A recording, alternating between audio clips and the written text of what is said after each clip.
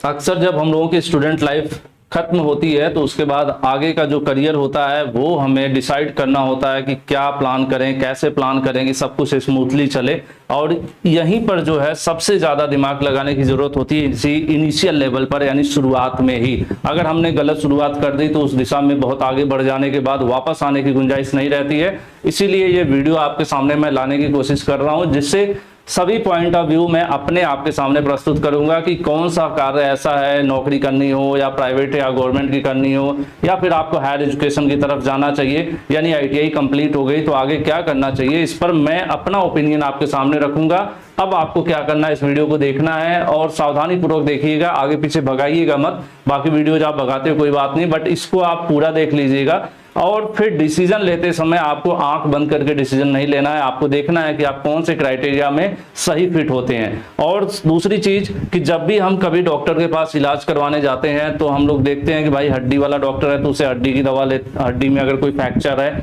तो उसके हड्डी वाले के पास जाते हैं। अगर हमें नॉर्मल फीवर वगैरह है तो हम फिजिशियन के पास जाते हैं।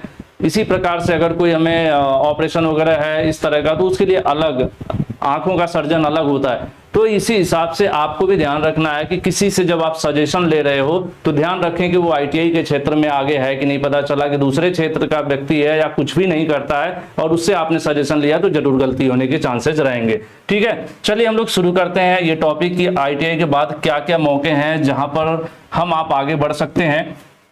सबसे पहले कि आईटीआई आपने कंप्लीट कर लिया, ठीक है।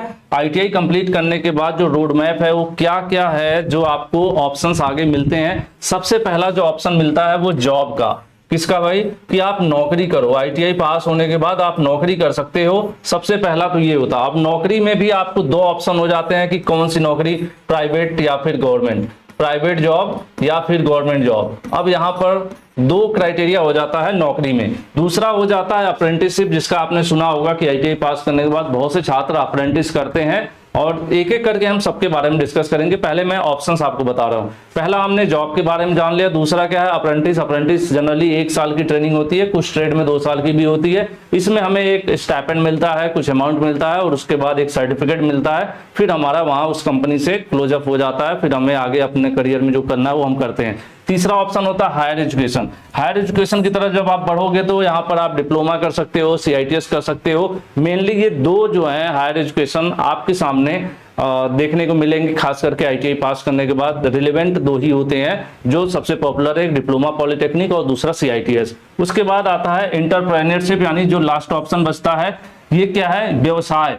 आप खुद का बिजनेस, आप खुद का बिजनेस या व्यवसाय स्टार्ट करो। अगर आपको हायर एजुकेशन की तरफ नहीं जाना है, आपको अप्रेंटिसशिप नहीं करनी है, आपको क्या करना भाई, जॉब की तरफ नहीं जाना है, तब आप बिजनेस की तरफ जा सकते हो। अब हम लोग एक एक करके बात करेंगे कि किसको जाना चाहिए और किसको किस क्षेत्र में जाना चाहिए, किसके लिए क्या सही रहेगा, एक एक करके हम बात करेंगे। ठीक है, आईटीआई आपने कर लिया। अब भविष्य में जो भी आपकी आकांक्षाएं हैं उसके हिसाब से हम यहाँ पर कुछ डिस्कस करेंगे आपके साथ। 5 पॉइंट।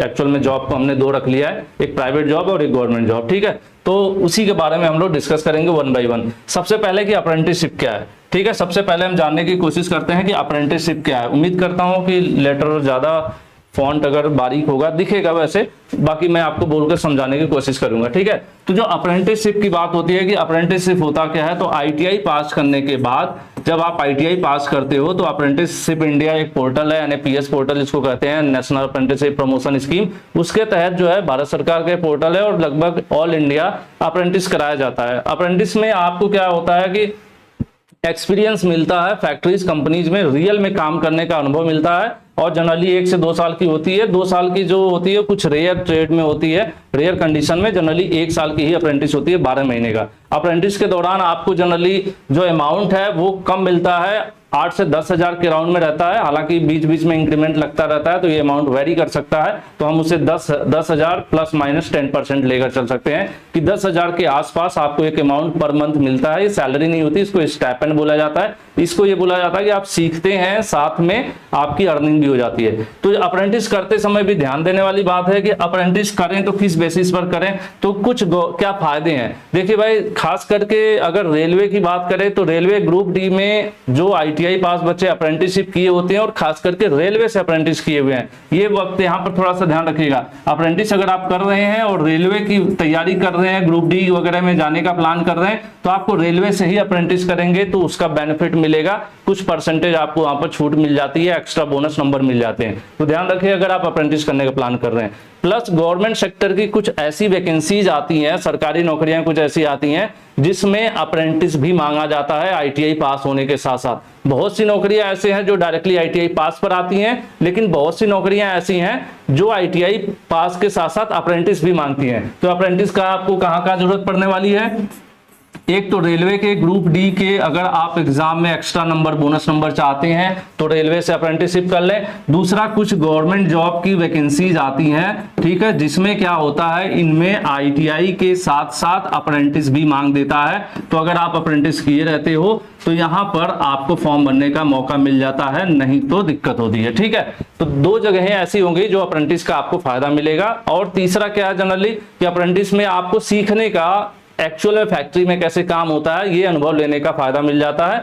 और खास करके जब ITI पास आप होते हो तो उसके बाद जो है हायर एजुकेशन की तरफ के रास्ते जनरली बंद हो जाते हैं। डिप्लोमा पॉलिटेक्निक का भी एडमिशन बंद हो जाता है, उधर आपका CITS का भी एडमिशन क्लोज हो गया रहता है अगर आपने समय से आवेदन नहीं किया था पहले अपेयरिंग में। तो ऐसे में जो खाली समय बचता है ये 1 साल का, मेरा सजेशन रहता है कि इस खाली समय में आप अप्रेंटिस कर लो, कि जैसे ही आप ITI पास होते हो, बीच में लगता है कि कुछ इस समय करने को नहीं है, तो उस दौरान आप अप्रेंटिस कर सकते हो। तो अप्रेंटिस का हमने आपको अच्छे से एक्सप्लेन कर दिया कि किसको करना चाहिए, किस दौरान कर सकते हैं। अब आ जाइए, ये टारगेट भी मैंने बता दिया कि अप्रेंटिस से आपको फायदे कहाँ होने वाले हैं और किस तरह से। दूसरा आता है हायर एजुकेशन। अगर आपने ITI कंप्लीट कर लिया और आगे भी पढ़ाई करना चाहते हैं, आपका फैमिली बैकग्राउंड ऐसा है जो आपको सपोर्ट करता है कि आप अभी 1-2 साल और पढ़ाई कर सको, जिससे कि आपकी नॉलेज भी बेटर हो पाए, प्लस आपको मौके डबल मिल पाए। मौका डबल का मतलब आपने सिर्फ ITI किया हुआ है, ठीक है। अगर ITI के बाद हायर एजुकेशन की बात करें तो 2 ऑप्शन मिलता है, एक CITS मिलता है और एक डिप्लोमा पॉलिटेक्निक मिलता है। डिप्लोमा पॉलिटेक्निक क्या होता है मेरे भाई? 3 वर्ष का कोर्स होता है, 3 वर्ष का कोर्स होता है। लेकिन अगर आप ITI करके डायरेक्ट एडमिशन लेते हो तो आपको 1 वर्ष का छूट मिलता है और आप 2 साल में ही, 2 वर्ष में ही आपका डिप्लोमा पॉलिटेक्निक क्या होता है, कंप्लीट हो जाता है ITI छात्रों के लिए। अब इससे 2 फायदा होता है, एक तो आपकी जो नॉलेज है वो हायर लेवल की हो जाती है, प्लस आपको 2 डिग्री पर वैकेंसीज देखने का मौका मिल जाता है। यानी आप ITI लेवल की वैकेंसी ट्राई कर सकते हो, डिप्लोमा लेवल की भी ट्राई कर सकते हो, क्योंकि आपके पास 2 क्वालिफिकेशन हो गई। JEE वगैरह की वैकेंसी आएगी तो आप डिप्लोमा पर अप्लाई करोगे, टेक्नीशियन की वैकेंसी आएगी तो आप ITI पर अप्लाई करोगे। प्लस सिर्फ आप ITI किए हुए बच्चे के साथ अगर कंपटीशन की बात आएगी तो जो डिप्लोमा वाला बच्चा है उसके पास ज्यादा नॉलेज होगा, तो टेक्निकल में उसको क्वालिफिकेशन जो ITI वाले बच्चे के साथ कंपटीशन भी ईजी हो जाएगा। तो फायदा क्या हुआ, आप दो वैकेंसीज के लिए, एक तो टेक्नीशियन प्लस JEE दोनों के लिए आपको फायदा मिल जाता है, और प्लस आपकी नॉलेज जो है नॉर्मल ITI स्टूडेंट से ज्यादा हो जाती है, जिससे आप नॉर्मल ITI के कंपटीशन में ज्यादा आसानी से फाइट कर सकते हो। दूसरा होता है CITS। CITS ऐसे लोग करें जिनको गवर्नमेंट ITI या प्राइवेट ITI में टीचर बनने का, यानी जिनको पढ़ाने का इंटरेस्ट है या जो पढ़ाना चाहते हैं, गवर्नमेंट हो या प्राइवेट ITI में अगर आप पढ़ाना चाहते हो तो आप CITS कर सकते हो। CITS आपको 1 साल करना होता है, 1 ईयर का कोर्स होता है ITI पास छात्रों के लिए, ठीक है। प्लस अपियरिंग भी अलाउड होते हैं, बच्चे जो सेकेंड ईयर में होते हैं वो भी फॉर्म भर सकते हैं। तो CITS कौन से बच्चे करें? जिनको टीचिंग का शौक है, जो पढ़ाना चाहते हैं। तो गवर्नमेंट सेक्टर में भी समय समय पर वैकेंसीज आती रहती हैं, और वैकेंसीज जनरली CITS के लिए 3 तरह की होती है। एक तो प्राइवेट ITI जो आपके लगभग हर जगह, हर जिले में, आपके गांव के आसपास भी होंगी। प्राइवेट ITI में सैलरी का जो रेशियो रहता है वो जो है शुरुआत 8 से 10 हजार से लेकर 25,000 रुपए तक है, इतना मेरे नॉलेज में है। कुछ अच्छे कॉलेज, जो बड़े कॉलेजेस हैं, वो 20 से 22-25 हजार रुपए मंथली तक भी सैलरी देते हैं, और जनरली नॉर्मल जो होते हैं वो 8 से 10 हजार रुपए की सैलरी देते हैं। यानी हम इनका सैलरी बाउंड देखें तो जनरली 8 हजार से शुरू करेंगे और 25 से 28 हजार रुपए तक आपको प्राइवेट ITI कॉलेज में सैलरी मिल जाती है अगर आपने CITS कोर्स किया हुआ है तो। दूसरा, गवर्नमेंट सेक्टर की बात करें तो गवर्नमेंट सेक्टर में 2 तरह की वैकेंसी आती है ITI टीचर के लिए। एक होती है परमानेंट में तो आपको अच्छी खासी सैलरी मिलती है, 50 से 60 हजार के बीच की सैलरी बन जाती है, सब बेसिक TAD ये सब मिलाकर।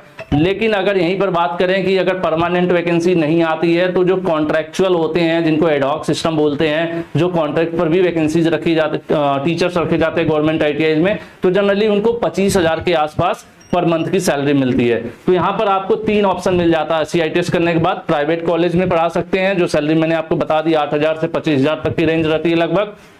गवर्नमेंट में दो प्रकार की वैकेंसी आती है, परमानेंट वैकेंसीज आती है समय समय पर, हर स्टेट में। अभी आपने देखा होगा कि बिहार में हुआ, राजस्थान में हुई, यूपी में भी भर्तियां हुई हैं, तो इनमें CITS किए हुए रहते हैं, तो आपको फायदा मिल जाता है और कंपटीशन कम हो जाता है। जनरली बहुत से जगहों पर CITS कंपलसरी भी कर दिया जाता है। तो CITS में अगर आप परमानेंट टीचर बन गए गवर्नमेंट ITI में, तो आपकी सैलरी 50 से 60 हजार के बीच में जनरली रहती है। हो सकता है वीडियो में बना रहा हूँ इस समय तो 58,000 55,000 ऐसे सैलरी है, बाद में सैलरी और बढ़ भी सकती है। हर साल गवर्नमेंट की सैलरी बढ़ती है, आपको पता है। 4200 का ग्रेड पे जनरली हर जगह देखने को मिलता है। और एडॉक पे आता है, जो कॉन्ट्रेक्चुअल वैकेंसी जाती है, वहां पर भी 25 से 28 हजार इस तरह की सैलरी पर गवर्नमेंट में भी आपको CITS अगर होता है तो अप्लाई करने का मौका मिल जाता है। तो ये तो हमने आपको हायर एजुकेशन में बता दिया कि आप पॉलिटेक्निक में जाते हैं, डिप्लोमा में, तो आसान हो जाता है, आप 2 JEE के लिए भी अप्लाई कर पाते हैं, टेक्नीशियन के लिए भी, प्लस आपका ITI आसान हो जाता है। और अगर आप CITS के क्षेत्र में जाना चाहते हो, तो आप टीचिंग का शौक है तो CITS में जाओ। तो देखो भाई, मैंने अप्रेंटिस खत्म कर दिया और हायर एजुकेशन खत्म कर दिया। उम्मीद करता हूँ आपको समझ में आ रहा होगा। और आपसे एक रिक्वेस्ट रहेगी, अगर वीडियो सच में दिल से समझ में आ जाएगी तो वीडियो के नीचे जरूर आप लोग कमेंट करके बताइएगा कि वीडियो आपको कैसी लगी। अब तीसरा आ जाते हैं गवर्नमेंट जॉब। देखिए भाई, गवर्नमेंट जॉब है तो गवर्नमेंट जॉब के लिए सबसे जरूरी होता है प्रिपरेशन, तैयारी, है ना। आपको प्रिपेयर करना होगा, खुद को तैयार करना होगा गवर्नमेंट जॉब के कंपटीशन के लिए, क्योंकि गवर्नमेंट जॉब में नंबर ऑफ वैकेंसीज बहुत कम होती हैं, समय के साथ कम होती जा रही हैं। और गवर्नमेंट जॉब में भी आप देखोगे तो सेंट्रल गवर्नमेंट की वैकेंसीज होती हैं, जैसे कि PSU हो गए, रेलवे हो गए, DRDO, ISRO, इस तरह से जो है ये सेंट्रल गवर्नमेंट की जनरली वैकेंसीज होती हैं, समय समय पर आती रहती है, सीटों की संख्या कम रहती है। और स्टेट बोर्ड में एक इलेक्ट्रिसिटी बोर्ड है जो विद्युत विभाग के नाम से जाना जाता है, तो जनरली विद्युत विभाग में वैकेंसी ज्यादा मिलती हैं और स्टेट वाइज आती हैं। आपने देखा होगा 1-2 साल के पीछे देखेंगे अगर आप, तो बिहार का अपना एक पावर बोर्ड है, मतलब विद्युत विभाग का अपना बोर्ड है, यूपी का भी अपना है, MP का अपना है, पंजाब में लाइनमैन की भर्ती आती है। तो अलग अलग राज्यों में ये खास करके इलेक्ट्रीशियन और वायरमैन ट्रेड वगैरह के बच्चों के लिए विद्युत विभाग में ज्यादा वैकेंसी आती हैं। बाकी देखा जाए DRDO, रेलवे, PSUs वगैरह में तो बहुत से ट्रेड को मौका मिलता है। ठीक है, तो ये भी है कि भाई गवर्नमेंट सेक्टर के जाने का मतलब है कि आप सबसे पहले आप क्या करो, कोई भी पुराना पेपर किसी भर्ती का उठाओ, कोई भी पुराना पेपर ले लो, विद्युत विभाग का, रेलवे का, कोई भी, जो भी आप ITI लेवल पर आप जिस सेक्टर में जाना चाहते हैं, DRDO का, मेट्रो का, ISRO का, कोई भी पेपर लो अपने ट्रेड के अनुसार और उसको सॉल्व करो। आज की डेट में ITI पास होने के बाद उसको सॉल्व करो। अगर आप अपने से बिना कुछ किए सॉल्व कर लेते हैं और 50% से ज्यादा क्वेश्चन अगर आपके सही हैं, तब आप आगे तैयारी करने का सोच लो। अगर उससे नीचे हो तो मुझे लग रहा है कि तैयारी बहुत टिपिकल हो जाएगी, शायद उतना परफॉर्म ना कर पाओ।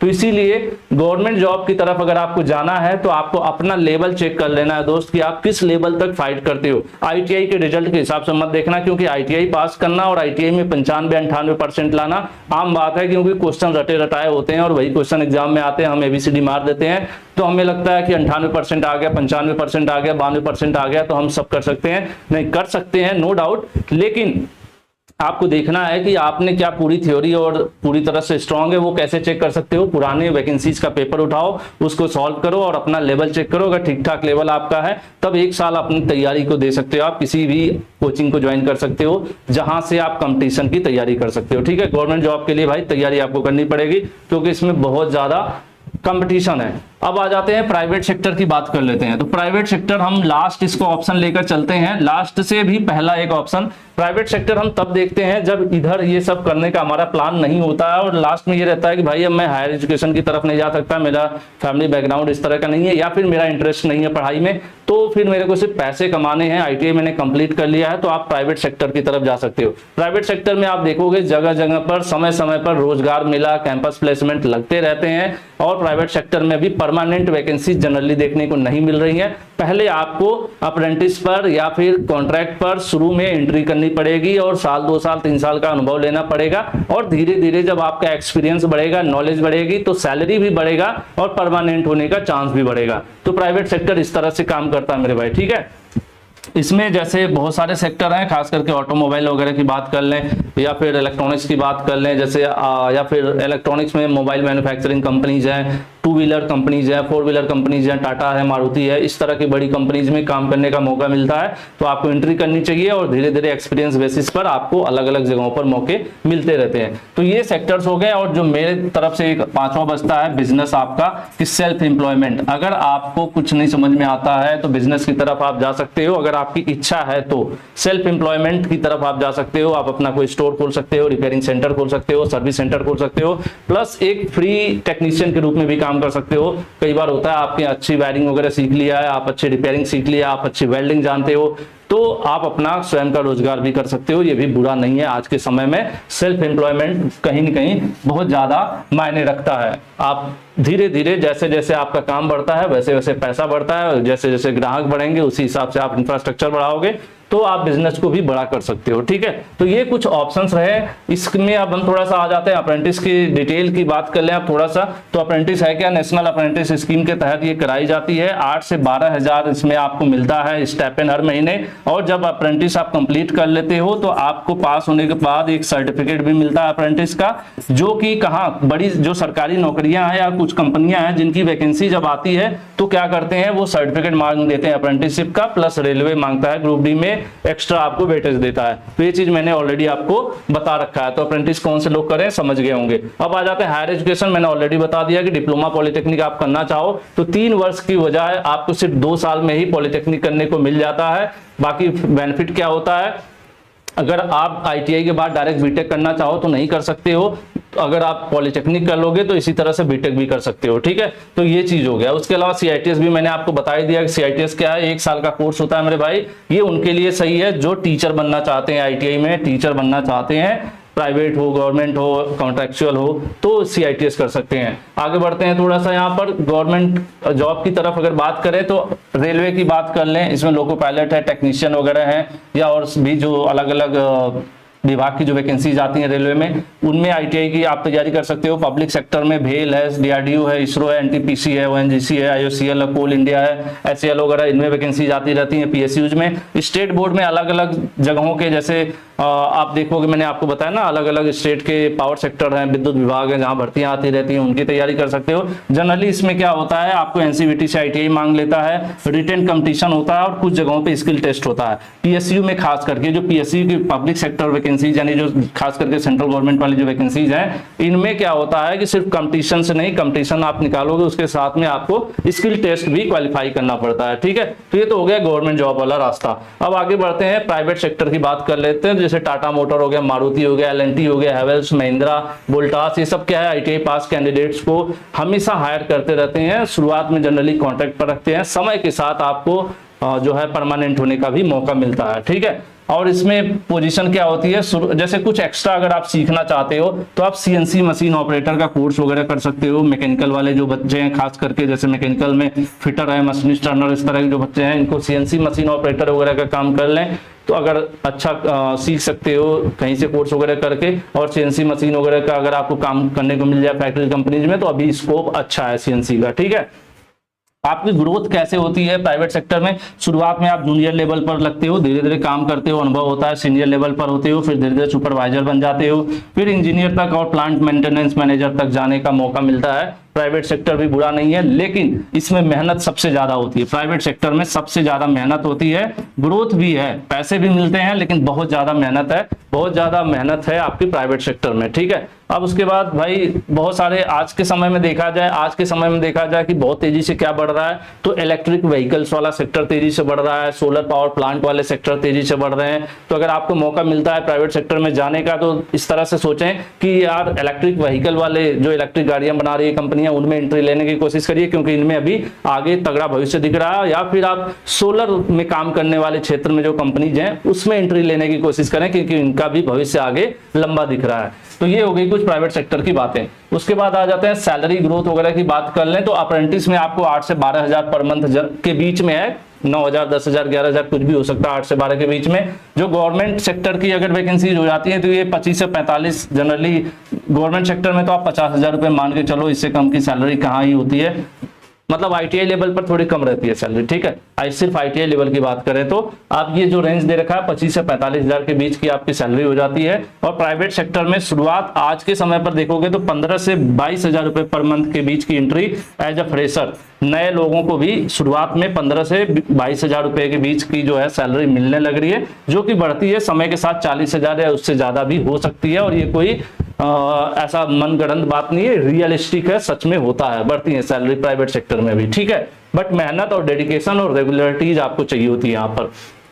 अब एक बचता है भाई सेल्फ एम्प्लॉयमेंट या बिजनेस। आप अपने खुद के बॉस बन जाओ। खुद के बॉस बनने का मतलब है कि सारा टेंशन खुद लेना होगा, लेकिन जितनी कमाई होगी सारी आपकी होगी। खुद का बॉस बनने का मतलब है कि आप कोई अपना सर्विस सेंटर या वर्कशॉप वगैरह स्टार्ट कर लो, ठीक है।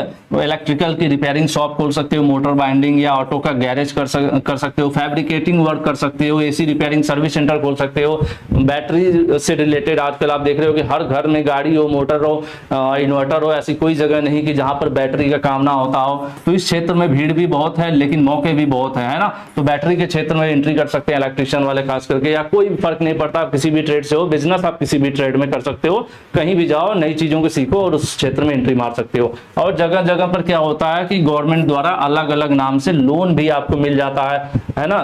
मुद्रा योजना हो या फिर स्टार्टअप इंडिया स्कीम हो, बीच में और भी एक दो स्कीम आई थी जिसमें शुरू में ब्याज वगैरह कम देना पड़ता है, सब्सिडी भी मिलती है, तो आपको लोन वगैरह भी मिल जाता है। या फिर आप इंडिविजुअल कॉन्ट्रैक्टर की तरह काम करना शुरू कर सकते हो, ठीक है। सीसीटीवी का काम शुरू कर लिया, सोलर पैनल का काम शुरू कर लिया, या फिर हाउस वायरिंग का काम शुरू कर लिया। शुरुआत में देखो ये जो आपका सेल्फ एम्प्लॉयमेंट है बिजनेस वाला, शुरुआत में यहाँ पर भी आपको स्ट्रगल करना होता है, काम ढूंढना होता है, तलाशना होता है। लेकिन जैसे जैसे आप लोगों के बीच पॉपुलर होते जाते हो, काम फिर अपने आप आपके पास आता है। तो कोई भी शुरुआत होगी तो शुरुआत में आपको लड़ना पड़ेगा ही, लड़ना पड़ेगा, लड़ाई करनी पड़ेगी स्वयं से। और आपको किसी भी तरह से कोशिश करना होगा कि मुझे ज्यादा से ज्यादा काम मिले। और एक बार शुरू में जब काम एक बार स्टार्ट करते समय ही दिक्कत होती है, एक बार जब चल गया तो फिर आपकी क्वालिटी पर चीजें निर्भर करेंगी, ठीक है। अब एक बच्चों की बात करें कि चॉइस, बच्चों की क्या चॉइस रहती है। अगर ओवरऑल देखा जाए तो 35% बच्चे जो है गूगल डेटा के अनुसार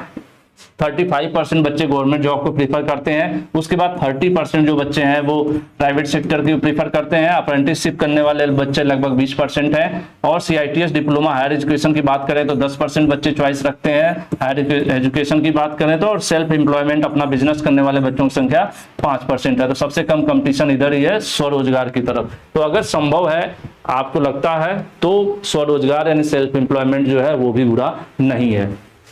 तो लगभग मैंने आपको सभी करियर ऑप्शंस बता दिए। अब आपको चुनना किसके आधार पे है, स्वयं के आधार पर चुनना है कि आपकी कैपेबिलिटीज क्या है। क्या आप अप्रेंटिस करना चाहते हैं क्योंकि बीच में समय मिला हुआ है 1 साल का, या फिर आपके पास अभी बैकग्राउंड से सपोर्ट है और आपके पास समय है, आपकी उम्र अभी कम है, तो आप जो है हायर एजुकेशन भी कर सकते हैं, CITS डिप्लोमा की तरफ जा सकते हैं, या फिर आप बिजनेस की तरफ जा सकते हैं, या डायरेक्टली प्राइवेट सेक्टर में इंडस्ट्रीज में जा सकते हैं। 18-20 हज़ार रुपये शुरुआत हो जा रही है। तो ये सारे ऑप्शंस आपके सामने मैंने रख दिए हैं जो ITI के बाद। और जो मेन फोकस वाले सेक्टर थे वो भी मैंने बताया कि कहाँ पर चांसेस ज़्यादा हैं, इस समय डिमांड कहाँ ज़्यादा है, ये सारी चीज़ें मैंने आपको समझा बता दी है। तो अब आपका जो इंटरेस्ट है और आपके अंदर क्या स्किल्स हैं उसको देखते हुए अपना चुनाव करें। और सिर्फ किसी के कह देने से आपको नहीं चुन लेना है कि नहीं मैं ये काम करने जा रहा हूं, ठीक है। देखिए आपका इंटरेस्ट किस में है, प्लस आपकी नॉलेज किस में है, प्लस आपका बैकग्राउंड क्या सपोर्ट करता है। इन चीजों को देखते हुए ओवरऑल फिर लास्ट में आप कैलकुलेट करना। और इस वीडियो के नीचे कमेंट जरूर करना कि आप क्या करने की सोच रहे हो दिए गए ऑप्शंस में से। और वीडियो कैसी लगी ये भी जरूर बताइएगा। और अगर एक छोटा सा काम और कर देंगे आप तो बहुत अच्छा रहेगा कि ज्यादा से ज्यादा बच्चों के बीच इस वीडियो को शेयर कीजिए, क्योंकि मैं जानता हूं कि सही समय पर सही एडवाइस ना मिल पाए बच्चों को तो अक्सर बच्चे गुमराह हो जाते हैं और फिर उनको क्या है पता भी नहीं चल पाता है, समय आगे निकल जाता है, सोचते हैं काश मैंने यहाँ नहीं यहाँ से शुरुआत किया होता। वीडियो थोड़ी लंबी हो गई बट ये जो है आपके पूरे करियर के बारे में बताना था। ये आपका करियर भी काफी लंबा चलता है तो इसके लिए तो भाई थोड़ा सा डिटेल में जाना ही पड़ता है। तो आज के लिए इतना ही। Thank you, love you all, take care, bye bye.